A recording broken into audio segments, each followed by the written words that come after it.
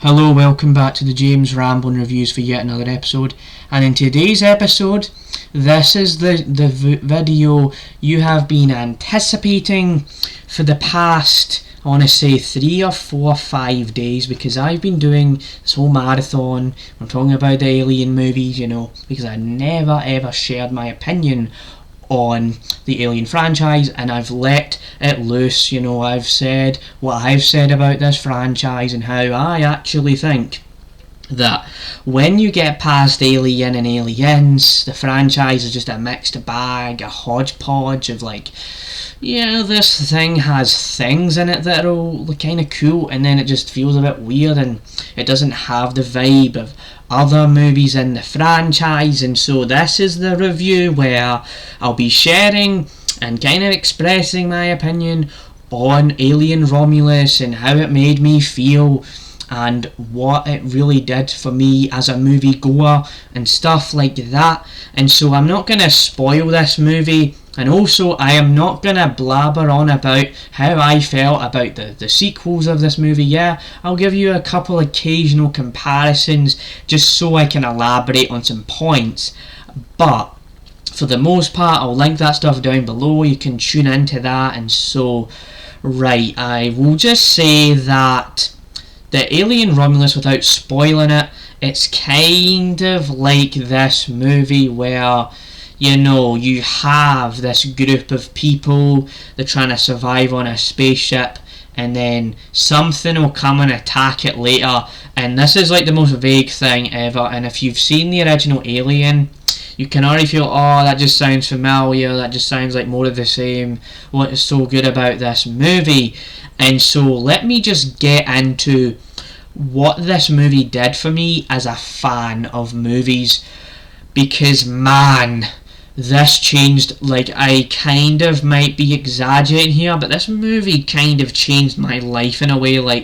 I actually, when I saw Borderlands, I was like a broken man with the pieces all falling apart. I was like, what am I doing with my life? What has led to this point where I'm watching some absolute slop in cinematic history? And then I go off and I watch Alien Romulus, and I go into this theatre where I am right up and next to this screen, baby, and I'm locked in. I'm just sitting in that chair waiting for the next thing to happen, and obviously there's going to be those sweeping adverts that just go on and on and on, but then it gets to the meat and bones of this movie. And I will say that shout out to Kaylee Spaney in this movie. She is one of the most attractive looking characters in cinematic history right now. We already had the treat of Sigourney Weaver in the first 2 movies, but the fact that they pulled off a younger, I would say she's kind of a younger version of Sigourney Weaver's character in this movie, if that makes any sense. She has that goal in mind to be the one to do the thing, but I won't explain what happens in this movie because I don't want to spoil it. It's a new movie. So you get that, and what I really appreciate about this movie is the cinematography, the sound design, the practical effects. They all really work well. The jump scares in this movie had me gasping. I was moving around in my chair. You'd think there was an earthquake happening when I was just sitting in the movies. Oh my god, this is happening, and there's so much craziness happening.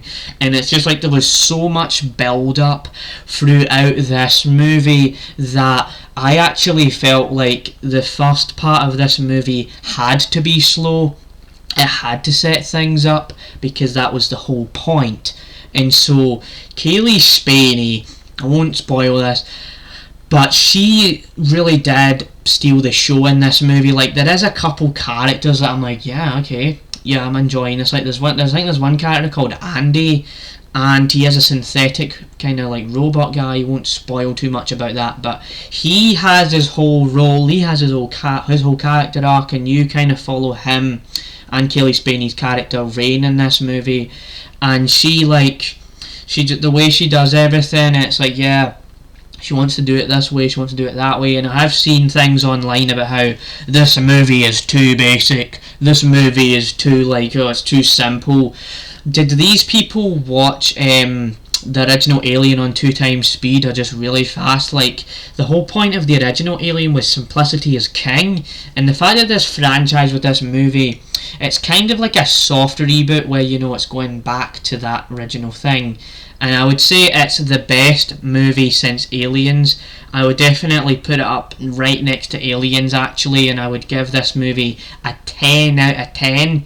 And even that's too low sometimes when I was watching this movie. Like, this movie's more than a 10 out of 10. Like, we've had Inside Out 2, we've had Dune Part 2, Deadpool and Wolverine was really good as well, there was Trap, but there was just something about this movie that I just feel like I just enjoyed way more, and not even my opinions on the sequels even changed how I felt about this movie. Like, I would also kind of recommend this for people watching the movie. Like, in certain ways, you don't have to watch Prometheus, and you don't have to watch Alien Covenant, because it's a completely different story.